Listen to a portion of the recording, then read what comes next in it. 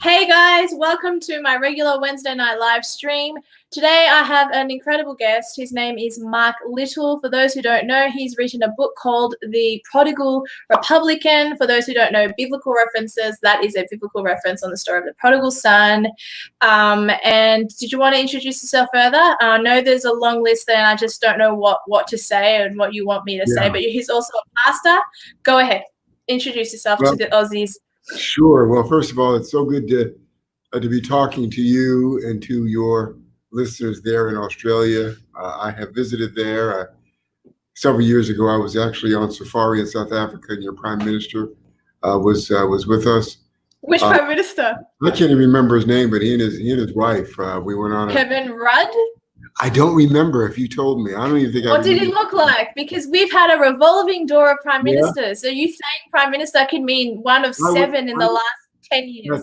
That's money. I would have to tell you it was probably 1990. No, it was probably 2004 or 5. All right. Yeah. I'll let you know shortly. That's okay. Keep on introducing yourself. I am a pastor. I'm a pastor of an abortion recovery ministry. Fantastic. Called No Longer Bound Abortion and Miscarriage Recovery. And that's a great work that I enjoy a great deal. I am the chairman of the board of the Center for Urban Renewal and Education here in Washington, D.C., where we do policy work on the Hill, anti-poverty, poverty work. And so that's a lot of fun. And thirdly, I'm a practicing attorney, a litigation attorney. I represent. I did know that. I saw that. By the way, it was John Howard. Ah, there you go. So that's why I was distracted. Yeah. Good. So I do civil litigation. I represent athletes and entertainers. And then finally, I'm an author of the Prodigal Republican Faith in Politics because I believe that the Bible teaches us that politics is not separate from our faith. We have to vote values when we go to the voting booth. And that's so incredibly obvious in this election here in the United States. And then, of course, I'm a husband. I've been with my wife since 1985. Wow, a year before I was born. Yeah, wow.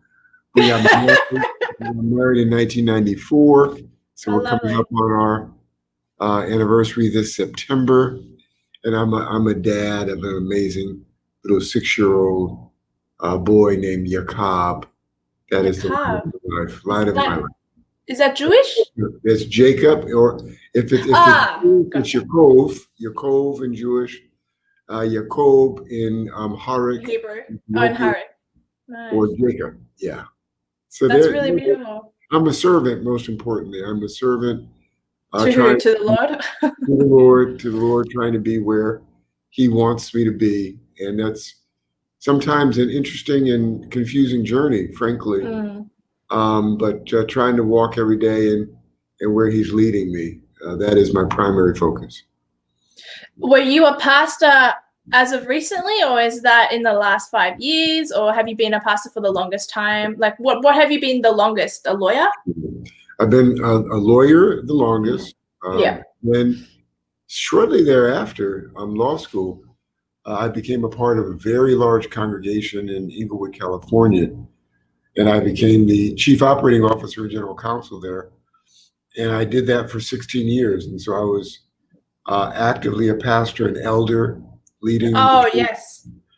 So yeah, I've been in church leadership for probably 20 years, and a lawyer a little bit longer than that. And that's amazing. I've been a husband longer than all of them. Of course. This is what I hate about talking to Americans. Americans make me feel like garbage because they're so well accomplished. Like, there's such a list of things, and I'm like, I just don't have that. But you feel a calling later in life, and then you just try and do it. Like, I just didn't feel motivated to do anything earlier. So you're very, very lucky.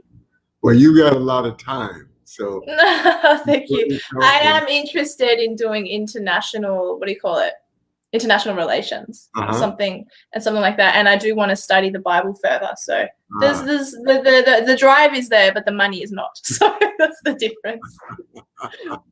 I love it. I tell you, going to seminary later in life and getting a master's was one of the joys of my journey. I didn't need a master's from seminary, No. but it was a great thing to have. So yeah, be a lifelong learner. That's so I important. agree. Yeah. I did. It's not that as great as what you've done, but when I got my diploma in political science, I felt like I graduated and I got like a PhD. Wow. I was so proud of myself because that was all an online course. That's, but because I do YouTube videos, I do one edited video a week, and then I do interviews with individuals like yourself, high profile people, and also not high profile people, some just really interesting people with amazing stories. Yeah. I feel like if I know what I'm talking about, I can be more an authority on it. So when I got the diploma, I was like, yay. It's a good feeling. I love it. Good for you. Thank you. It's not special. It's not like you, but yeah. No, let me tell you, and this is just in general. I just want to say, because I'm listening to you, and you don't need to have a degree. You don't need I know that. to be accomplished. I'm talking to your listeners because it's really important that people understand that God can use you no matter where you are in your journey.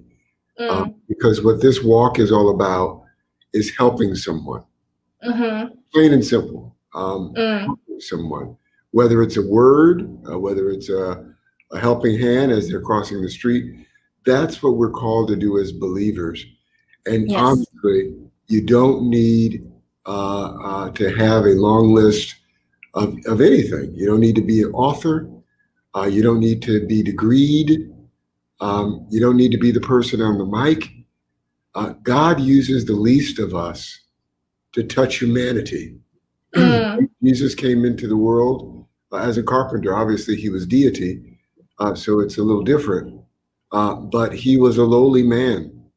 And the Lord changed the entire world through one man. So I just want to encourage the folks that watch you to know that they can be used no matter where they are. That's all.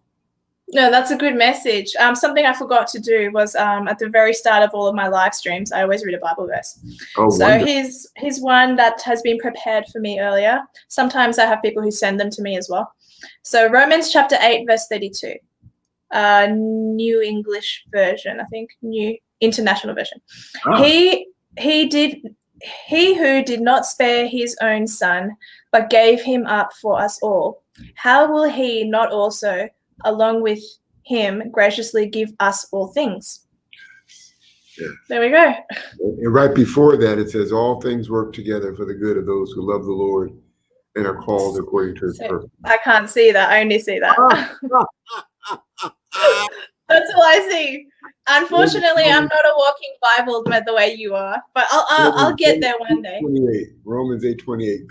Go there, and that tells you that no matter where you are in your journey, the Lord turns it around and works it for your good, for those who love him. So it's a beautiful verse. Thank you for sharing that particular. That's okay. What you don't know about me is that I'm now sort of standing on my own 2 feet. The Bible stands like a rock undaunted through the raging storms of time. And I feel like I'm in that phase now, and I'm now trying to stop drowning, and I'm trying to get out of it.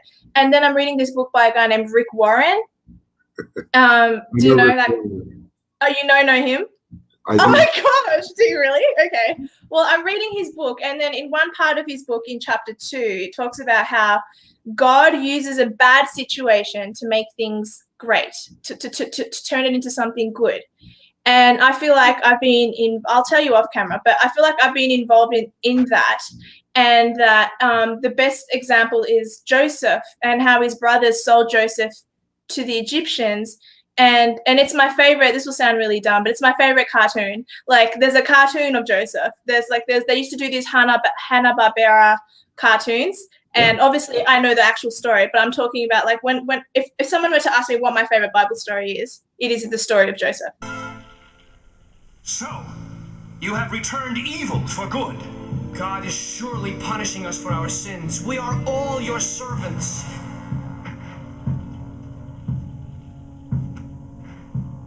I don't want you. This one will be enough. The one who took the cup. The rest of you, return home. Take him and you kill his father, our father. please, sir, hear me a moment. Everything you've asked of us, we've done, even to hurting an old, feeble, loving man. He begged us not to bring Benjamin here. He lost the only other son this boy's mother had. Take me, sir. I will be your slave, but please don't kill our father by taking that boy. I offer the same. I will be your slave. And I as well. So will we all. Yes. Put me back in prison if you like, but spare our brother so that his father may live. You will all do this for a father and a brother? We will. I am your brother. I am Joseph. No, this can't be. It's really. I am the same Joseph you sold into Egypt. No, don't be afraid. Don't blame yourself. I forgive you. You meant to do evil, but God has turned it into good. Everything that has happened in our family was the will of God. He sent me here to save a nation and to save you and all the families that will spring from you, who will become still another nation. This terrible famine will last 5 more years. You must bring our father, all your families. As ruler under Pharaoh, I will take care of you. I love you, my brothers. Yes, Always has been. Mine too. Yours too? Wow, we have so much in common. Yeah, but it's my favorite because he came out of literal adversity. People talk about, oh, I came out of adversity because, so this person used to be racist to me, or whatever crappy story they have. That's, oh, they told me to wear my hair different. Oh, wow. He got out of his being the favorite son because he was the only one from the second wife or whatever. And then the brothers were horrible, and then they turned their lives around and become good. And then one day, like, they have to bow down to their brother, who they don't know is their brother. It's just a nice story about literally overcoming adversity and how he forgives them. And I've already forgiven the people who have, like, the leftists who have hurt me and doxed me and done the stuff that you're not aware of. I've forgiven them. And the people on the right that have done similar, I love them. I forgive them. I'm praying for them to be healed. It's all good. It's all gravy. I haven't suffered like Joseph. Like, all of my suffering isn't really suffering. I can just block people and then I'm fine. Do you know what I mean? That's right. Yeah. Have you gone through something like that? I feel like we should talk about you. Well, no. This is good. It's not. I want to talk about you. Anyway, go. Build off of that. Let me say 2 things. First of all, you started with Rick Warren. And the very thing that you said about chapter 2 is based on Romans 8:28, which we just discussed. Yes, that's why I was like, wait, this is odd. Yeah. Why did I choose that? I didn't choose that verse. Yeah. My friend said that to me this morning, and then I just happened to read chapter 2 of Rick Warren's. There you go. There's no coincidence there, is there? No coincidence. So that's number 1. And number 2, when you talk about what people have done to us, maybe I deserved it. I mean, they certainly seem to think that I did. Not at all. And it goes beyond that. So you have it's the devil. You have a history, and what makes you and I similar with everyone who would be watching is whatever you went through. God in Revelations 12 and 11. It says we overcome the enemy by the blood of the Lamb and the word of our testimony. That's how we defeat darkness, by our testimony. So whatever you have alluded to that you've been through and what people have done to you and how you respond to them is you're building your own testimony so that in time you'll begin, and you probably already have, you'll begin to talk about how people have hurt you and how you were able to respond and how the Lord turned all of those very bad and dark circumstances into light. We're called in Matthew chapter 5 and 13, going down to verse 16, as believers, we're called to be salt and light. When Jesus came from the Sermon on the Mount and all of his believers were sitting there on that hill, He gave them their identity. He gave them their identity. He said, we are salt and light. And before that, he was called the salt and the light. He was called the light of the world. He then turns around and says to believers, you are salt, you are light. And what that means, and that's a part of the foundation of my ministry and what I do. You have to understand that those two things are to push back against the culture. One is to preserve the culture, which salt does, for the coming of Jesus. And the light is to obviously shine light in the darkness. The word says, the light shineth and the darkness comprehendeth it not. So just by shining, things happen that you don't even understand. When you walk in your purpose, when you walk with the love of Christ in your heart, the word Luke 10:27 says that we are to love the Lord our God with all our soul, with all our heart, mind, and soul.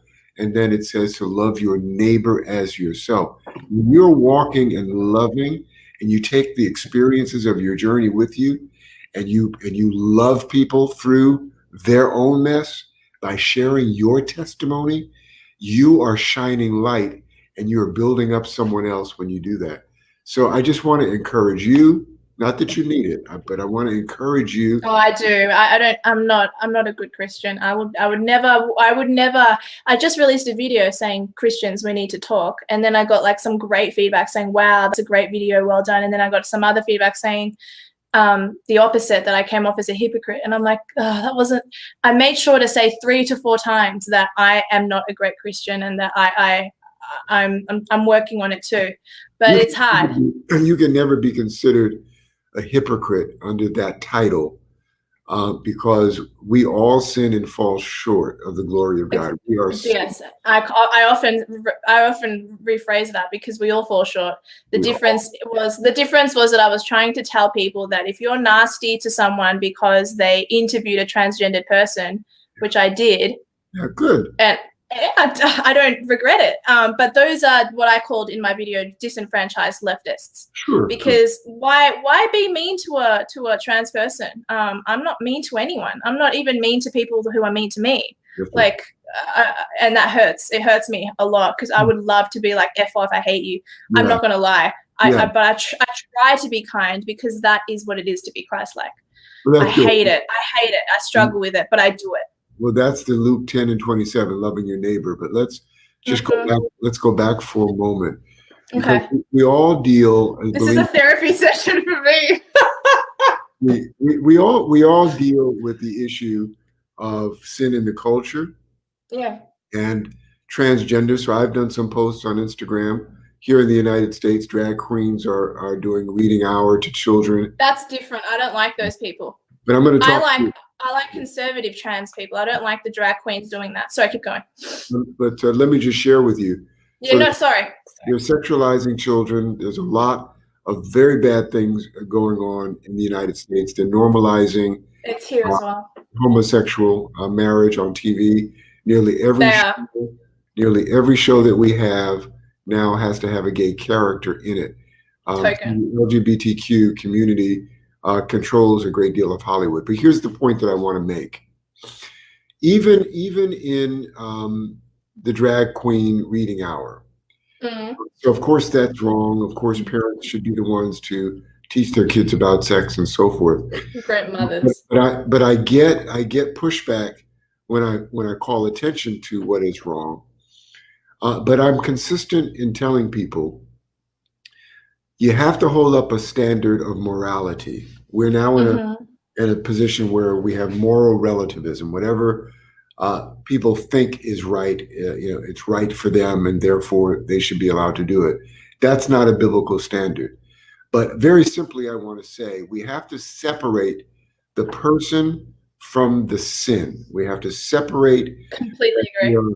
People made in the image of God that we are called to love. But the sin that they exhibit, whether it is homosexuality, whether it is adultery, whether it is fornication, whether lying, alcoholism, whatever the sin, We must call out the sin and say, that is sin. You need repentance, but I love you. And that's the only way that the church is going to be able to bring these folks, sinners, we are all, into relationship, into repentance, and into eternity in heaven by loving them, but condemning the sin. We don't condemn the person. The word says there is no condemnation to those who are in Christ Jesus. So we don't condemn, but we do call out the sin and try to bring them out of that darkness. First of all, do you currently work in the current Trump administration or not? But you have met him. No. Yeah.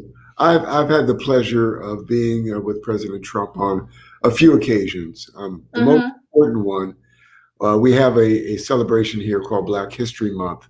Yes, I'm aware. It was in March.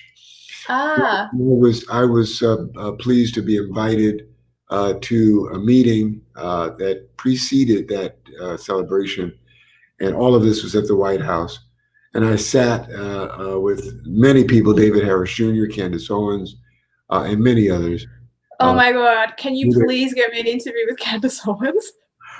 Sorry. Yeah. Now, I don't know Candace, but we were certainly at the meeting together. Got you. Sorry, keep going. I've been with her several times.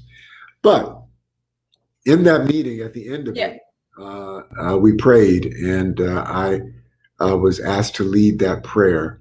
Oh, lovely. I laid hands on him, and we prayed, and it was a moment, and it was a photo that went all around the world, the photo of... Is that your Twitter cover photo? Yeah, no, that was that occasion. That was in the Oval Office where we stood and took a picture. Nice. But before that, we were in the cabinet room where we prayed. And then Jimmy Kimmel, who is a big, Oh, I saw your video. I saw your rebuttal against you. You truly are the best president since Abraham Lincoln. Thank you. Man, you the first black president. I guess orange really is the new black. Jimmy Kimmel, I'm Marc Little. I see you peeked into our little meeting with the president last week. It was an honor to be there.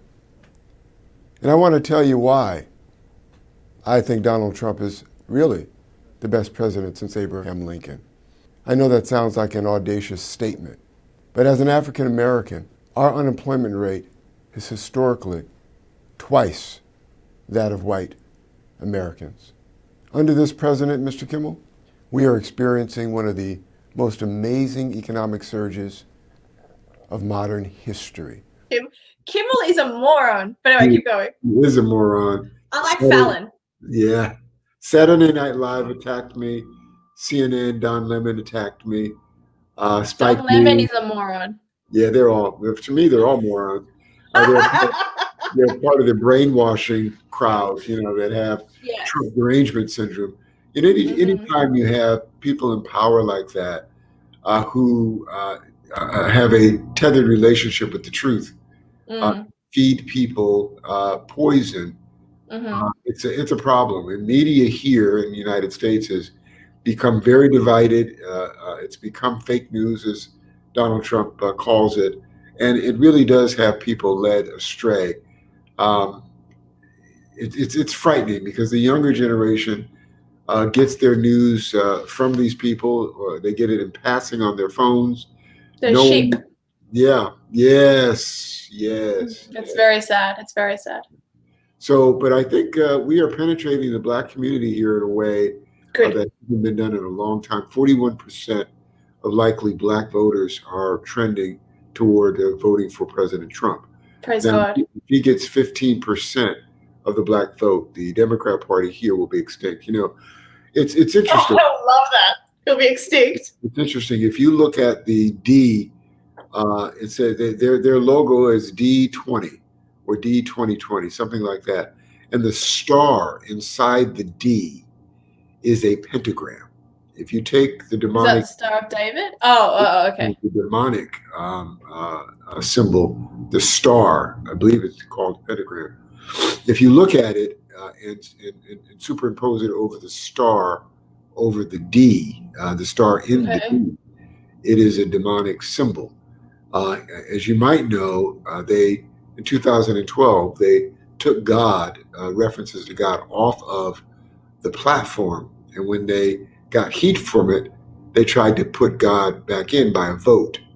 And they got booed 3 times. And then just this year, last week, the caucuses, 2 caucuses, the Muslim caucus and the LGBTQ caucus, took references to God out of our national Pledge of Allegiance. So That's happened here.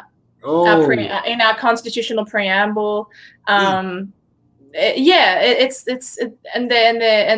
petitioning to have it completely removed. It's a similar problem. But anyway, keep going.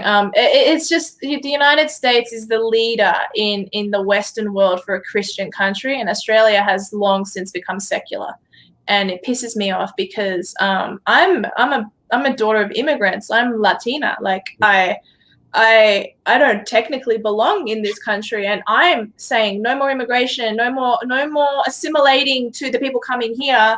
Like keep your country Western, please. But it's just going backwards. Sorry, I didn't mean to interrupt. Not at all. But the United States is under assault. It is. God is under assault. Mm-hmm. It has been creeping, at least in this half of the century. Well, actually, at the end of the last 1962, when they took God and prayer out of schools. That's when it really began. And quite frankly, the church here, in so many ways, has been anemic. Our pastors believe in a false construct that there's a separation between church and state, which is not true. It's not constitutional. Secondly, we have what's called the Johnson Amendment that prevents nonprofits here from endorsing a candidate. So nonprofits. Yeah, nonprofit, which is a tax-exempt corporation here. Nonprofit. Sorry, I was thinking of a prophet in the Bible. Yeah. That's so embarrassing. Yeah. I do know what a nonprofit is. I'm sorry, how stupid. Profit, not PROPHET. I promise I'm a lot smarter than I'm coming up. That's funny. So anyway, the point is that the church here, like you said, there in many ways is anemic. The leaders are sitting on their hands. And now we have got a huge problem because the government and the state has shut down our churches from this pandemic. We have lawsuits all across the state. Oh, yeah. We have lawsuits all across the state, in California in particular, where pastors, John MacArthur and others, have stepped up and said that the state should not be interfering with our right to religious freedom. It's essential. And they are right. It's essential. They are right. Gavin Newsom, governor of California, has overreached, and we have to stand up. Because he can. The church isn't used to standing up. That's the problem.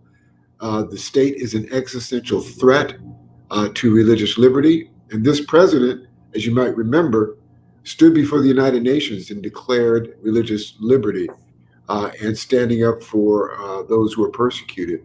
There's so much of that going around in Nigeria. Christians are being slaughtered. It is just a frightening time. But the church has been, by and large, silent. There's just a handful of folks who are not afraid to stand up against darkness. And so that's a major problem here. So we're going to keep fighting, but Australia must keep praying for the United States. Oh, absolutely. I completely agree. I wanted to ask you a little bit about Trump, but before I go into that, I'll just say, why would you associate with Trump? He's a racist. Yeah. Well, first, I don't believe that, but go ahead. Respond to that, because it's a common question. No, I understood. And I tell people all the time, number one, if he is a racist, he's a really, really bad one. And here's why. So last night, Herschel Walker, who's a famous football player here, who's known Donald Trump for 37 years, gave a great, probably one of the best speeches of our convention last night. So proud of him. My father is a Hall of Fame football player, and so Herschel. What? Stop talking. You're so accomplished. You and your family. Yeah. Yeah.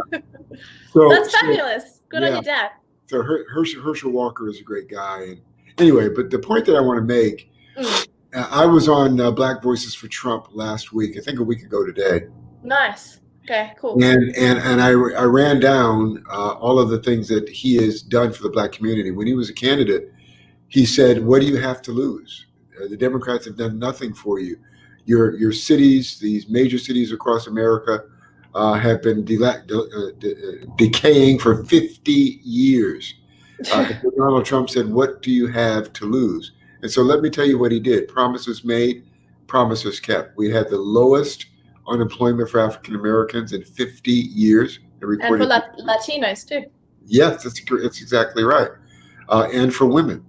It was 5.9% at the end of December before the pandemic hit. We had 5.8 million people roll off of our food stamp program here. Good. We had the president do the First Step Act, which was to undo the damage that Joe Biden did in 1994 with the crime bill under President Clinton that locked up Black people disproportionately. And no more dads in the home, right? Well, that's a different issue. But under the First Step Act, they simply undid the criminal justice system that unfairly and disproportionately locked up Black people. We had what was called 3 strikes.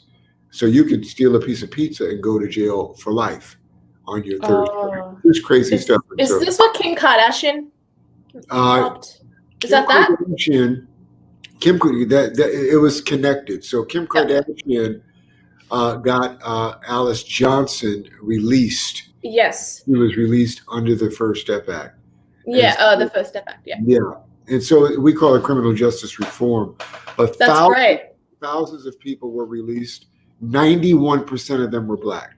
Going on. So he gave $300 million in debt forgiveness to historically Black colleges and universities. With $100 million guaranteed funding, historically Black colleges and universities benefiting over 250,000 students, mostly Black.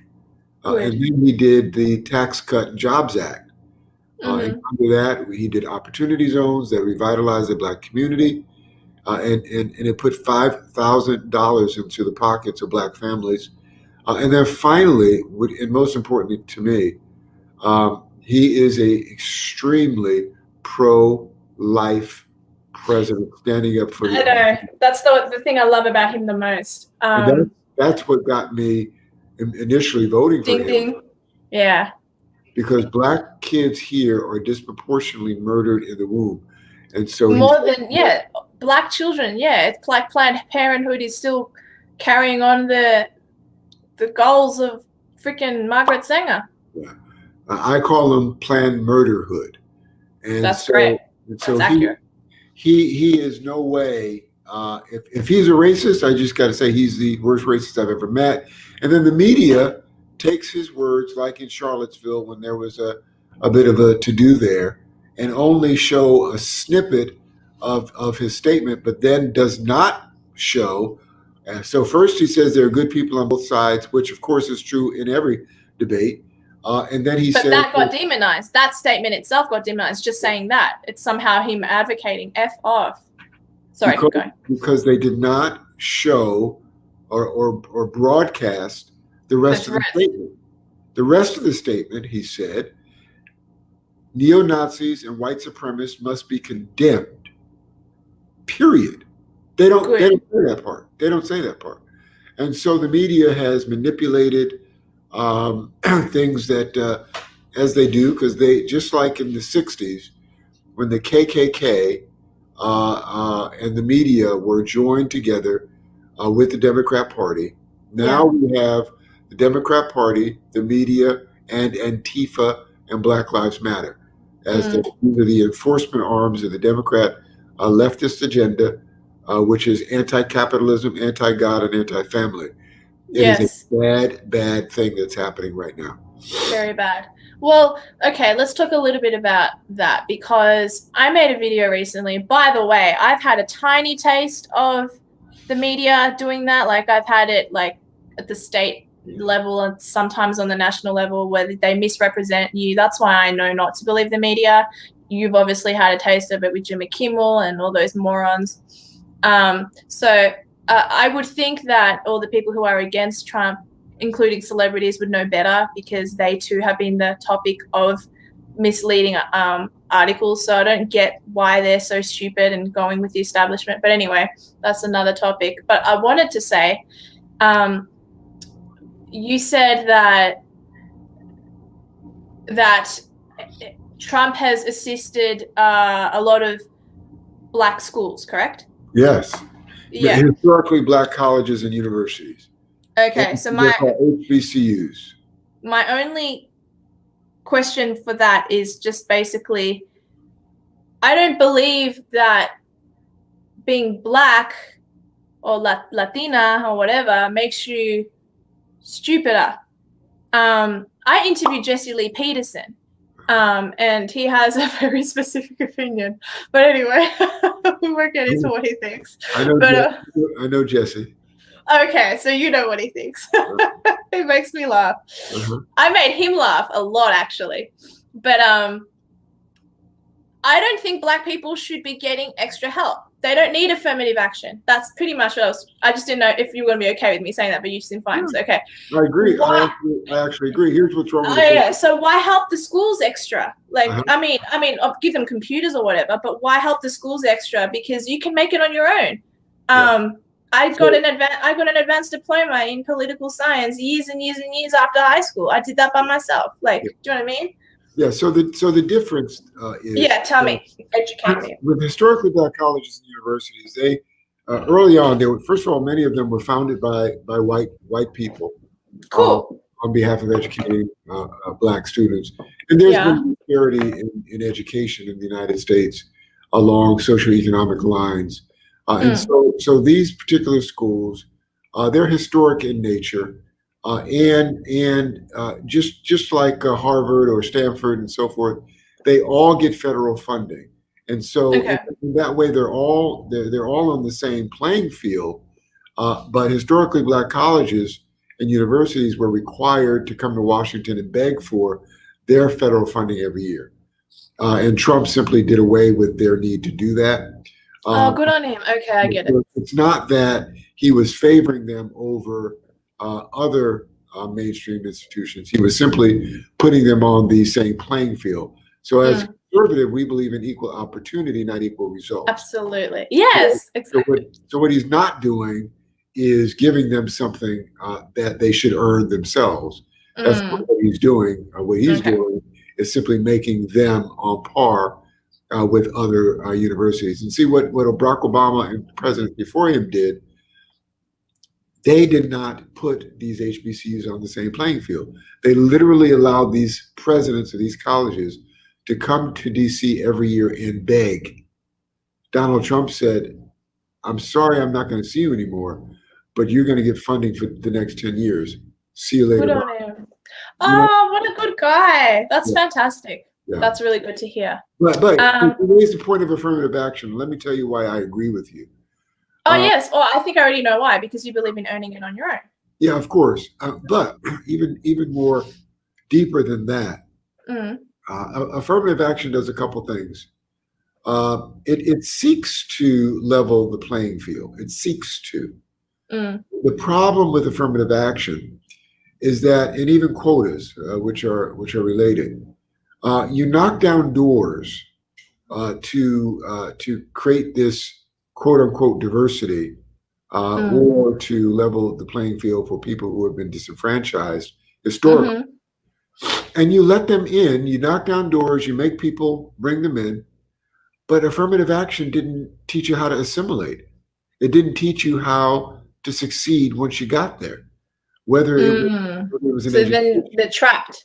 Yeah, well, or they're not trapped, but they're set up for failure. So you push them into a university, and it's a university that they fall behind. Yale or Harvard, and they don't have what they need to get in, and therefore they didn't have what they needed to stay and compete and get good grades, they fail, and lives are impacted. Failure does something to you, and It if does. you're forced into an environment that is not your own, let's just, as an example, say it's a black student forced into a white environment, and he doesn't come from that. What happens? What do you mean by that? That doesn't make sense. How different is a black person's household to a white person's household? You're all in America. What do you mean by that? I'll tell you. And so for me and for many, this is not it's not one shoe. It's not one size fits all. Okay. So we're talking about affirmative action of those who are forced into an environment. But the reality is, see, I'm a Republican. I'm a conservative. I think I would be too if I was in the US. And I'm often the only person of color in the room. So when I'm in boardrooms and seats of power, I'm very often the only black person. And so if you don't have sort of a background that one is biblical, so you don't see the world through race-colored glasses. If you see the world through a biblical worldview, you also have your own set of self-esteem and self-awareness and understanding of the power of God that's within you, right? So you can traffic and go through life without, you can even be mistreated and discriminated against because of the color of your skin. But if you're confident in who you are in Jesus Christ, you're able to traffic through those situations without it destroying your self-esteem. So not a lot of people, I come from a home that my father was not in the home. My father did not raise me. So I am just like 72, 73% of black men and women today in the United States who were raised in single parent households without a dad. Okay. So I know what I'm talking about. And I believe you. And I know what's made me different, right? But to your question, not everybody has the building blocks and the self-esteem and the community to then be forced into an environment that is unfamiliar to them. Okay. And so they do have challenges. When I was at USC undergrad, I had friends who flunked out because they got into the university, but they didn't have the family structure and the finances to pay their part. And so they had to drop out, and God only knows if they were able to pick up the pieces of their lives. So it's not always a race issue. It can also be an economic issue. Class. Is that the wrong word? Yeah. Oh, okay. Well, yeah. Here that might have been the wrong word. That might have been the wrong word. I don't know. There's not much classism here in this country. I mean, there is, but not really. There is a structure here. We don't call it class, although that's what it is. That's what it'd be in the UK, yeah. Yeah, I mean, it's a horse by any other name. But the reality is that affirmative action, if you can't earn the right to be there, then arguably you shouldn't be. But by the same token, on the other side of that coin, you have the established sort of the what do you call it? How do I say it? See, I've been on boards of schools. I've been on boards of major corporations, and I have seen the nepotism that it would be called affirmative action, but here it's called nepotism, and there's another word for it. Favoritism? It's within the education system. I just can't figure out the name of it at the moment. But if you are the son of an alum, someone who graduated from the school. Yes, I've seen that on the Gilmore Girls show. Yeah, I know what you're talking about. That's on every college movie. Oh, I have an in.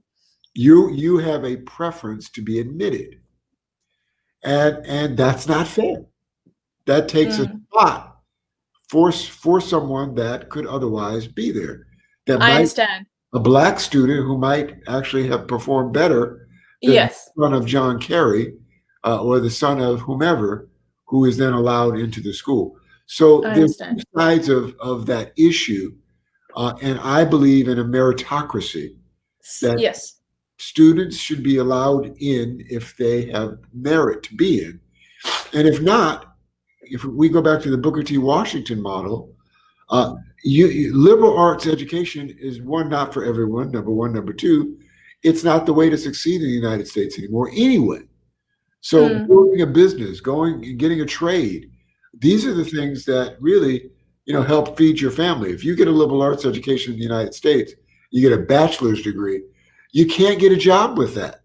You got to go on to higher education and rack up $200,000 in debt to get a decent paying job. And that's the problem with education, is that you're not really getting jobs that, one, pay all the bills, and number two, you got to get so much in debt to get there. So it's an interesting thing. So for me, I would be mentoring people to start small businesses. Well, that's really funny that you say that, because I've started, yes, I like the idea of getting an education, like a university education, and it still appeals to me to this day, and it always will. But from watching the Prager University videos that I watched, the Australian... I know Dennis Prager too. Do you know Dennis Prager? I was not a fan of Trump. I never hated Trump, but before Trump was the chosen person, these are my two picks: Dr. Ben Carson, Carly Fiorina. Those are my two picks. That's what I would have said would be great to run the country. Obviously, the free world got Trump, and I was pleased, and he's been amazing. But the reason I liked Dr. Ben Carson so much was because he was telling a story about how he had no father. He's part of that 72%. And the mother forced him to read. She goes, okay, you're going to read, and then you're going to write a book report about what you've read. But she was a liar too, because she didn't actually know how to read, but she used to correct the work. So I'm like, what a good parent, what a good parenting. And that and the Bible really, really, really led him through to become the success that he's become. Yeah. And I'm like, this is a single woman, an illiterate I think she reads now though, an illiterate woman who used to correct their kids' work, not actually knowing what she was doing, to force them to be responsible. And he went on to be, I think he's still part of the Trump administration with urban housing or something. It's an incredible story. And so this is what I mean when I say about like affirmative action. It's not really required when you have amazing examples like Dr. Ben Carson, like Marc Little, like even Candace Owens. She didn't go to university, or she started, and it's definitely become a Prager University statement that you don't need to go to university. You can do well as a tradie. We call it tradie here, a chippy. I don't know what the word is over there, but someone who works in construction, someone who does carpentry. Like you can work really hard and be successful as a tradie. You don't need to have a gender university degree on whatever the hell that stuff's called. But That's right. yeah. So I think oftentimes people praise the lecturer, people praise the surgeon, and rightfully so. But you can have success and love what you do in something that's a little bit more hands-on. Like I'm just a lowly dental assistant by day. I don't, I do politics and interviews as a hobby on the side, and it's getting traction. It's getting out there. People are sharing my stuff. It's incredible. I didn't know I'd be doing this. You're not a lowly anything. Thank you. That's very kind. It's But true. well, thank you. Well, I mean, I think about that movie from Indiana Jones, the third one, and how they look for the cup of Christ, and then there's all these beautiful cups, and then it's the ugliest cup. That's Christ's cup. And then I know that's a fiction, but like that's the perfect example of like what the Christian is supposed to be. Not literally lowly, but you know what I mean. Yeah. If we look at ourselves, humble, I think is the right word. well, humble in everything, right? But if we look at ourselves as servants of Christ, whether we are picking up the waste, or we are being a physician's assistant, or a doctor, or a lawyer, or a dental assistant, we carry the imago Dei of Christ, and he will use us wherever we are. If we look at life through the lens of being used by God. And no matter what uniform we wear in our day-to-day lives, we are where he needs us to be to minister to someone. And that doesn't mean proselytizing, but showing them your goodness. Through your conduct. No matter, that's right, no matter what you're doing, that is what we're called to do. So whether you're in the dental office or whether you're in the surgeon's operating room, you're ministering the love of Christ, and that he needs us everywhere. He needs us. Are you familiar with the 7 mountains, the 7 spheres of influence in the culture? It was given to Bill Bright, who started Promise Keepers, and at the same time, it was given to Lauren Cunningham, who was the founder of Youth with a Mission, YWAM. Both are international organizations. Promise Keepers is coming back. Here's the point. The Lord gave them both a vision of how to impact the culture for Christ, how to change the world. Both of them friends with the same word from the Lord, independent of one another. And although it was spoken in different ways, the Lord gave them both 7 spheres of influence that the church had to impact. One mountain was the church, family, government, education. Did I say arts? No. Arts. There are 2 more. There are 2 more, and I'll think of the other 2. Okay, yeah, I can't help you. But there are 7 spheres of influence. Science, 6, and then there's 1 more. Science, and then there's 1 more. I'm drawing a blank on the 7th one. But here's the point.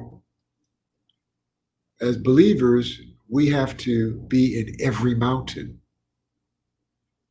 And if we're in the mountain, but we're not over the mountain, we have to work to influence the leader of that mountain, or the leaders of that mountain, for the cause of Christ. So it's not just the church. So people sort of think of their journey as a Christian as church, whatever. But it's in every aspect of society that Christians have to invade. We have to invade the 7 spheres of influence for the kingdom. Well, this is the issue that I have with Christians. This is a huge issue that I have with Christians, because in my childhood, I came from a church which is known as a Brethren church, very legalistic, very, very strict, in very black and white. So they were like, we don't vote. Don't vote. You're not allowed to vote. Just leave it in God's hands. Don't vote. Really? Yeah. And I'm right now, I'm wearing pants, right? I'm wearing pants. Not that you need to know that, but to them, me wearing pants would be me wearing men's clothing. Wow.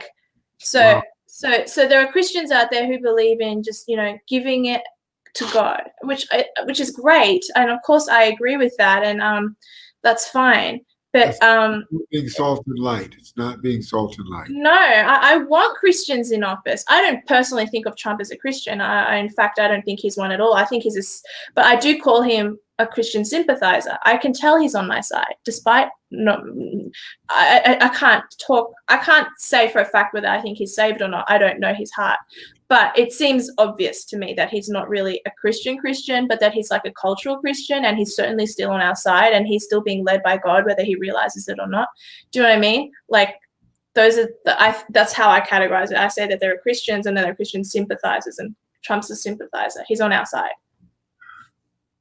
All right. So he professes Christianity. Paula White led him to Christ, and he would be in the category of a man who may not look like Billy Graham, as an example, but there are continuums of how the Lord uses us. Sometimes he uses us to proselytize. Other times he uses us to move the culture. President Trump is like a Cyrus leader. He was anointed and called by God Yes. in my opinion. And he's got a very interesting history, because the Bible that he has is a Bible that came from his grandmother, who was a part of revival.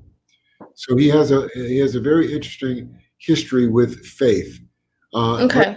But like you, everyone here in the United States would never have called Trump a Christian. I mean, we've seen. I think he's culturally Christian. We've seen him for years, and he's Yeah. really not one who wore any sort of outward faith on his sleeve. But I can tell you, just as you said, he has been the most ardent supporter of people of faith, Christianity in particular, Which is amazing. and Israel. It has just been, if this is what it looks like to be a cultural Christian, or even a non-Christian, if this is what it looks like, give it It's to pretty me. good. Give it to me every day. Okay, so something you just mentioned, Israel. My audience is a mix of two groups. They're Christian, but some of them are adamantly anti-Israel, and some of them are adamantly pro-Israel. This is the strange cocktail of my audience. So I would probably get in trouble for not asking you this. Why should it matter that he supports Israel when it should be America first? Why is it any other country's problem another country? Like, focus on yourself. Yeah. It's a great question. Yeah, I'd get in trouble for not asking it anyway, but go ahead. The Bible is very clear on this issue. If you are a friend of Israel, you're a friend of God. Israel is God's chosen nation. If you are a friend of Israel, you are a friend of God. So for me, it's not a question. The Bible is replete with references, even when they turned their back on God, they were still his chosen people. And then the Gentiles were grafted in, and we're heirs of the kingdom, but they were first chosen. So there's two questions. One is a spiritual question, and then one is a geopolitical question. Yes. And so from a spiritual perspective, we should all, as Christians, be in support of Israel's safety and the call of God on that nation, and ultimately to pray that they would come to Christianity, right? So that's the spiritual answer. But we know that the Jews reject Christianity. They reject my savior. How do you respond to that? Yeah. So it's been a historical challenge, right? So even in the but the point is that Christians actually persecuted Jews. There is a terrible history between. That might be true. Yeah, I don't know about that. Oh, of course, between the two faiths. Are you talking about Catholics? Like the Catholics kicking, like in Spain, like my ancestors in Spain. I'm half Spanish. They kicked out the Jews. Yeah, the early church. That's not Christians. That's Catholics. That's different. But that's me being picky. Sorry. That's another topic for another person, maybe. No, that's an important one. Let's talk about that, because people always differentiate between Catholics and Christians as if Catholics are not Christians. And so Christianity came out of the Catholic Church and the Reformation. But I don't pray to Mary. I don't pray to the saints. I only pray to Jesus Christ. That's all that matters. Praying to Mary is against the Bible. That's idolatry. Yeah, that's correct. So it's clear that there are differences between the Catholic Church. There are differences between the Eastern Orthodox Church that split from the Catholic Church first because they did not agree with the supremacy of the Pope, and they did not agree with the various things about the faith. So the Eastern Orthodox split, and then Martin Luther came along, and that's where we get Protestant. That's where you and I are probably in that category, yeah. And then all of the denominations that follow. So, and they're all different. They all have different doctrine. They all have different doctrine. Mm-hmm. But the reality is we're all Christians. Now, yes. Yeah. So it's a very interesting division in Christianity because people see Catholicism not as Christian, and that's just not true. I do and I don't. I don't think if you pray to Mary or the saints, you're doing the right thing. But if you're centered around Christ, I can't judge that because just because I think it's wrong to be Catholic, I don't think that leads you to heaven. It doesn't mean that. Yeah, I don't know. That's a funny one. That's gray for me. I can't give a direct response with that. But even my mum, who came out of Catholicism when she was in Colombia, she used to say to herself, "Why do I have to go to a man? Why can't I just take my sins to God directly?" And I'm like, "Good girl, Mum." You know, like I thought that was really smart when she told me that. But we get the Bible, the canon, as it were. Yeah. Both, from the Torah, Old Testament, and the Bible, the canon came out of the Catholic Church. Now, of course, they also have a different Bible, right? So they have extra books in the middle, like there's an Ecclesiasticus rather than like they have extra little books. They do, but it's really important. This is a very, very important issue. You talked about. I didn't expect to talk this about with you. No. Honestly, this is a weird tangent we got on. So keep going. It's terribly important, particularly with what's happening in the world today, because what we're really identifying are schisms and differences within the body of Christ that prevent us from being united, from being kingdom work together to fight the real enemy. Which is Satan. Yeah, I knew you were going to say that. Exactly. Don't worry. I'm right there with you, pal. I agree. And we really do have to try to figure out. See, it's called ecumenism, interfaith dialogue, and not letting the fact that someone prays to Mary stop you from building your community together. Oh, I don't hate Catholics. I didn't say you did. I didn't say you hated Catholics.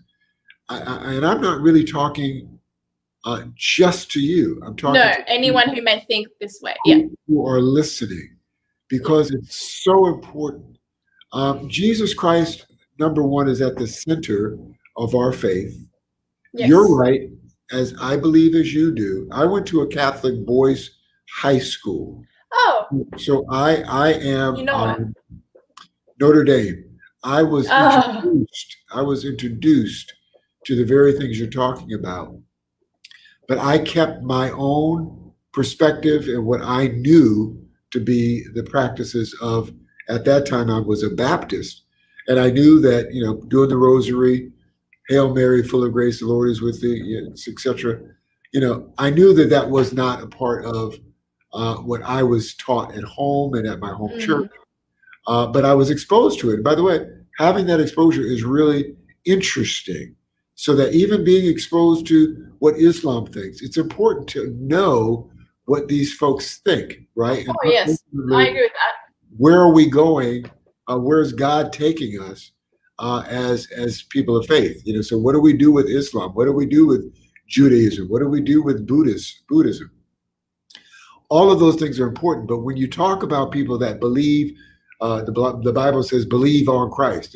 Whoever believes on him shall not perish, but have everlasting life. So that's what it says. So if you're praying to Mary, so what's the consequence? You and I both know the Bible talks about the nation of Israel, and as they pray to Baal and other idols, the Lord was not pleased with that.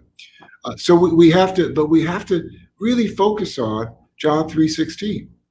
And so what does that mean? They profess Christ. The word says, if you believe, you'll have everlasting life. So your point is that if it doesn't affect salvation, why worry about it? Is that pretty much what you're saying? I'm talking this through with you because this is a very challenging. Well, because Mormons believe in Christ. Mormons believe exactly what we do, except that they believe that they will become gods themselves. But they believe in Christ. They're professing Christians, but they won't go to heaven. So the Bible talks about false religions, right? So it talks about false prophets. So So Joseph Smith. the devil knows that Christ, is real. So so we do have to separate false religions from others, like Eastern Orthodox Church and Catholic Church and so forth. So it's a great conversation, and I think that people can reasonably come out on different sides. But I'll tell you what my heart is. My heart is simply to show people the Jesus Christ in me. If I can extend that to them, if I can lift up that standard, and then if they accept him, that is then up to them in the Lord what happens when they go into eternity, if that's not where they're going. That's not my cross to bear. No, that's true. That's true. Is to love people, to try to build community, and to try to show them salt and light. And really, it's just that simple. And the other stuff, whether you're Catholic, whether you're Muslim, whether you're Mormon, you profess Christ, I'm out of it. You profess Christ, okay, praise the Lord. Let's build community together. But if they're in a false religion, they will have to deal with that in the reckoning, in the judgment. And so I think as believers, the division within the body of Christ keeps us from doing good work together. And that's unfortunate. But going to the geopolitical question, because you started out with why that was a tangent that I didn't mean to go down. But it's good. And I hope your audience hears my heart. I'm not trying to settle the question of what to do with false religions and what to do with people who pray to Mary. I'm doing great work with Catholics right now in the abortion space. They are. Abby Johnson's a Catholic. Johnson. She used to work at Planned Parenthood. They made a movie called Unplanned under her story. Oh, Abby Johnson. Abby Johnson. We work with Abby. So, oh my gosh.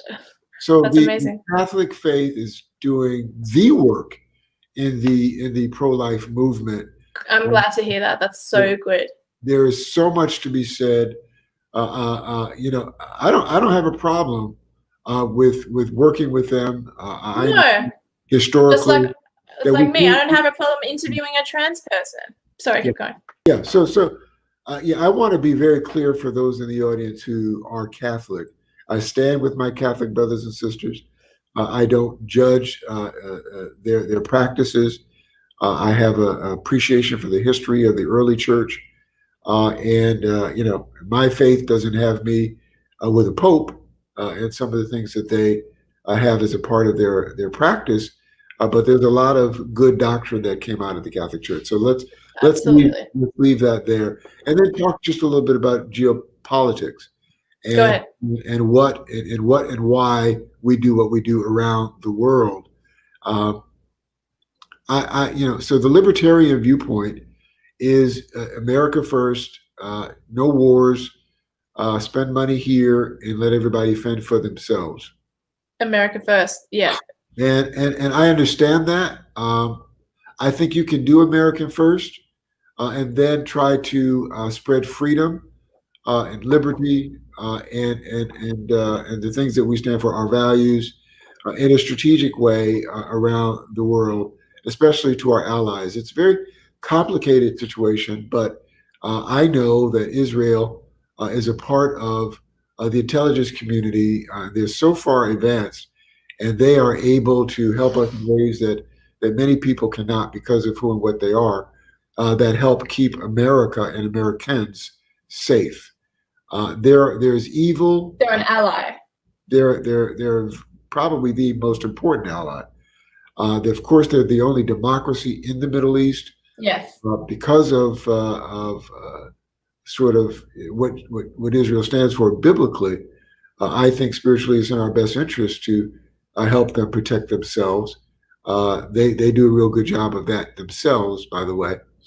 And then we have just other interests around the world. So after World War II, we got into a situation where we were really protecting Europe from what happened with Nazi Germany. And we never sort of unraveled that. I think that we do too much in that space. I don't think that we have the same concerns that we had then of what happened in World War II. So I think that we should withdraw a long time ago. I think there's some merit to what we do in the Korean Peninsula. So I just think that the United States has probably overextended themselves, or we've overextended ourselves internationally.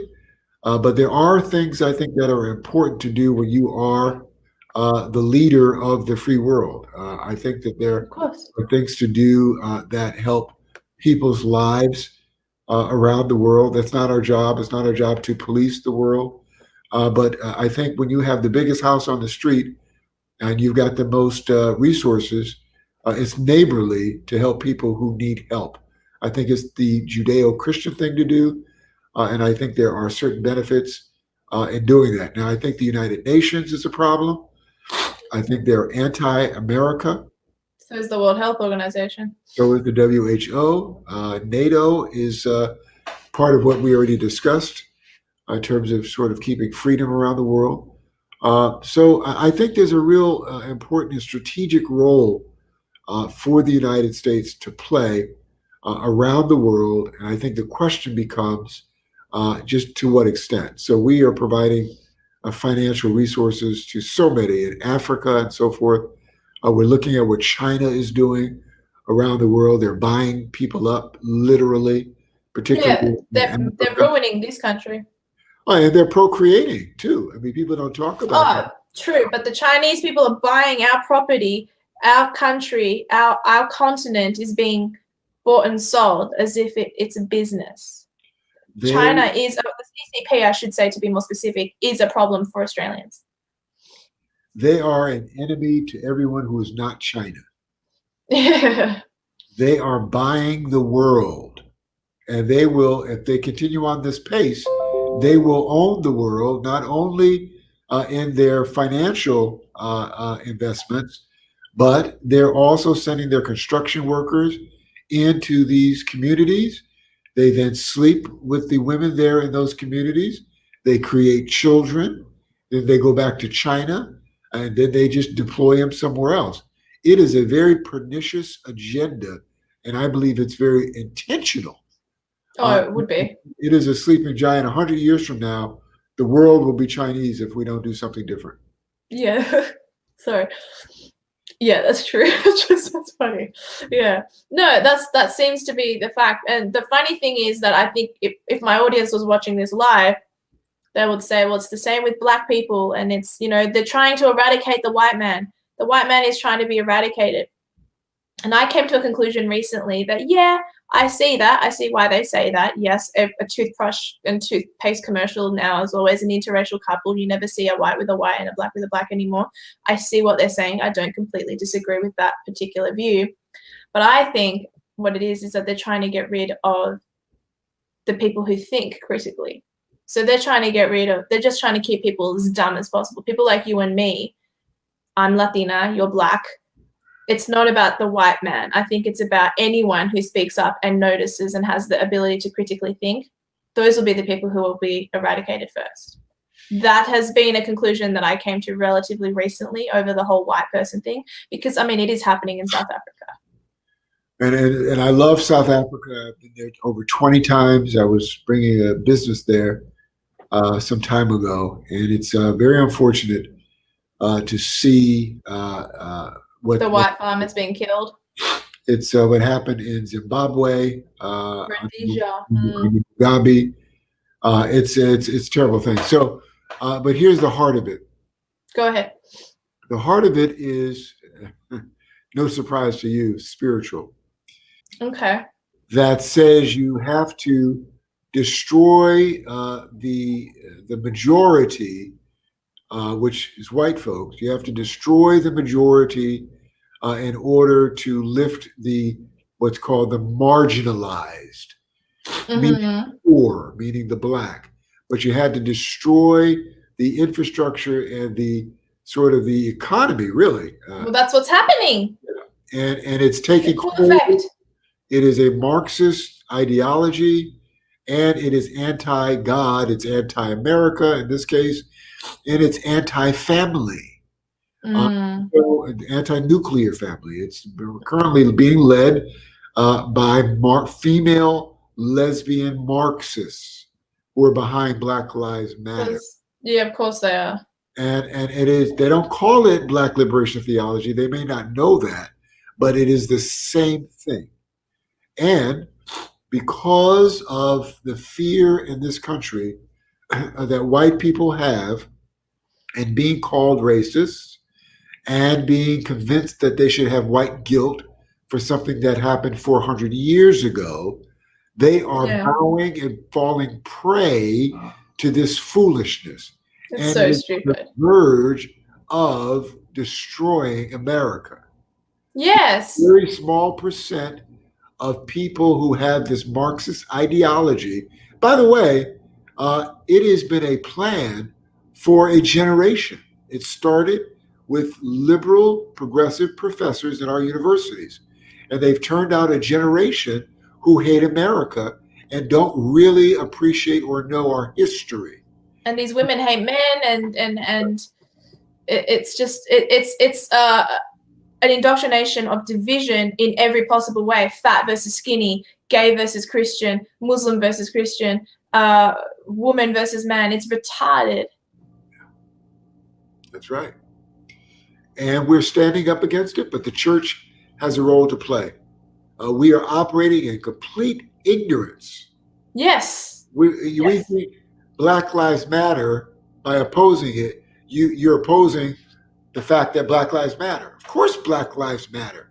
This is an organization funded by George Soros who wants to absolutely take down capitalism and introduce socialism. And they want us to be like Venezuela. The whole defund the police movement is obvious. Natalie Portman is part of it. Oh, it's ridiculous. And I thought she was smart. She went to Harvard. I'm like, Natalie Portman, what are you doing? It's unbelievable. But we're going to defeat it. We're going to defeat it. I hope you're right. We're going to defeat it because, by the way, if they can topple the United States with such a small army, then nobody is safe. Nobody is safe. No. Well, you were saying that the whole defund police, you said something prior to that I wanted to touch on. Crap, I forgot what it was. But George Soros, I was going to say, I think he's not a human. I think he has like a demon possessing him, like, because there's no possible rhyme or reason for why he is supporting what he's supporting. He's not a charitable man. Well, before we go, I wanted to just ask one more question, and then we'll finish the live stream.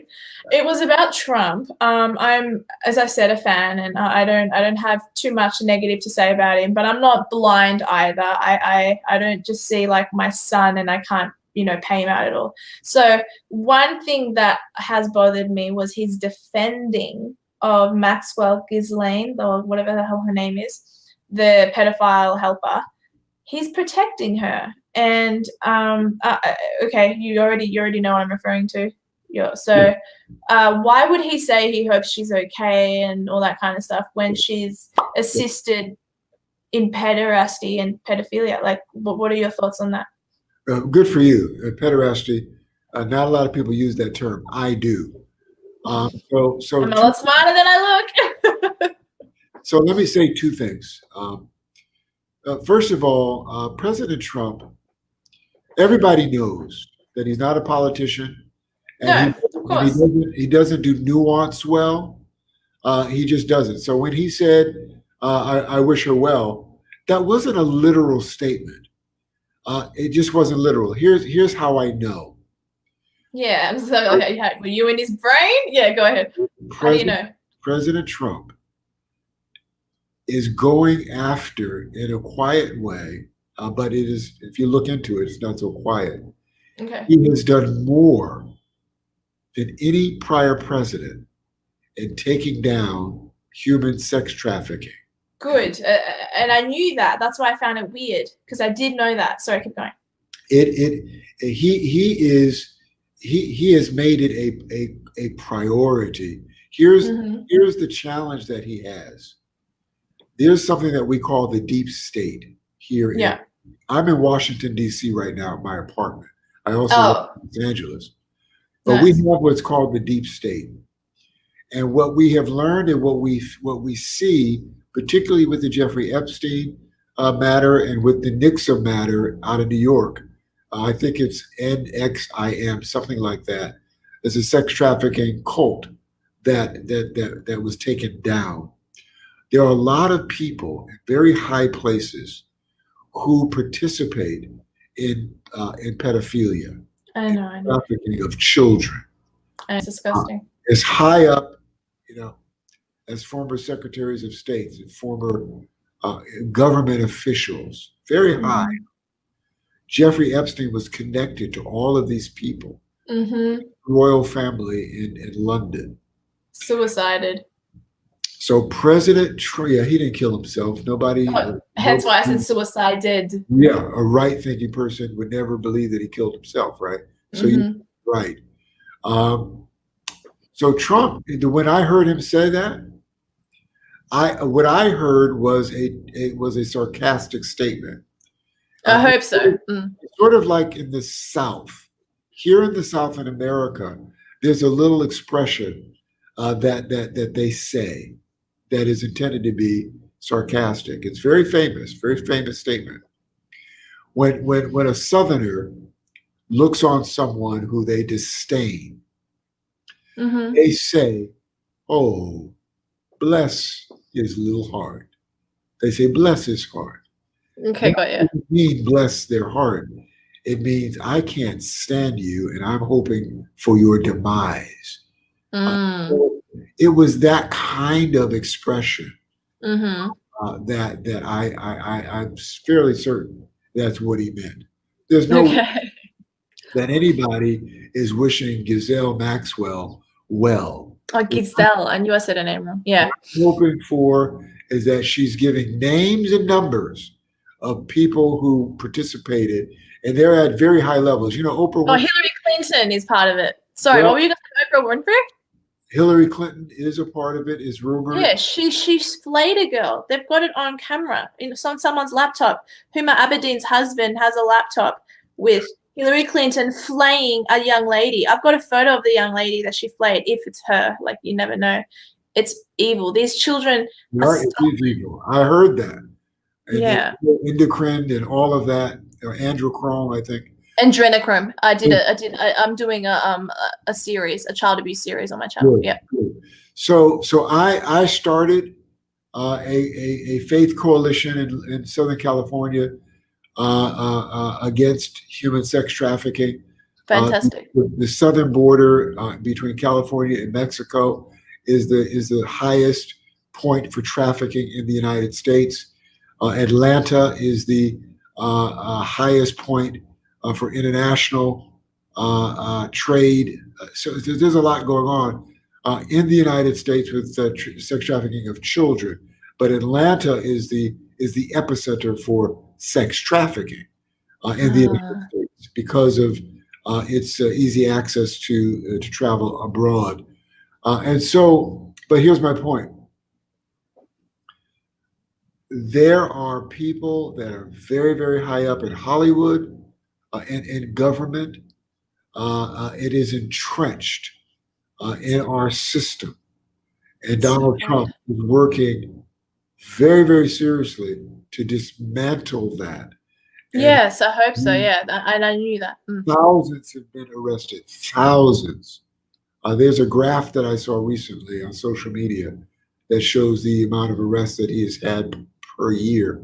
Well, let's get freaking Hillary Clinton arrested. Let's get Oprah Winfrey arrested. I know that they're part of it.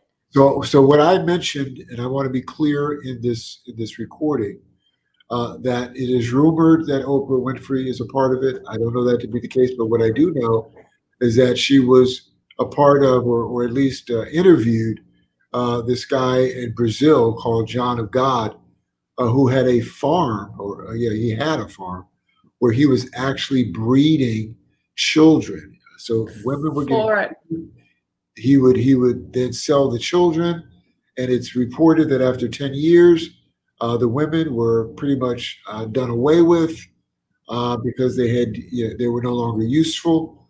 But these are the kind of demonic things that are happening around the world and in our culture, that when we find them, we need to get them. We need to stop Absolutely. the exploitation of women and the Children. horrible things that happen to children. It's an ancient practice. The devil seeks that blood, and it goes back to Moloch and the Ammonites, and what happened when Lot had sex with his daughters and did what he did.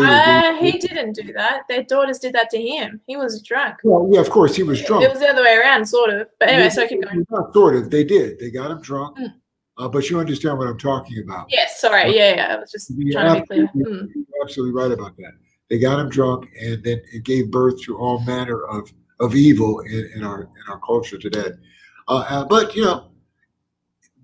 going back to where we started, it's a fight between good and evil, whether it is in the political system here in Washington, D.C., whether it is it's in our government too, by the way. Oh, by the way, they just passed a bill that would have meant locating, like, you have their sex registry. You guys know where all the sex people are because you have red dots on your camera, or what do you call it, online, that shows you that.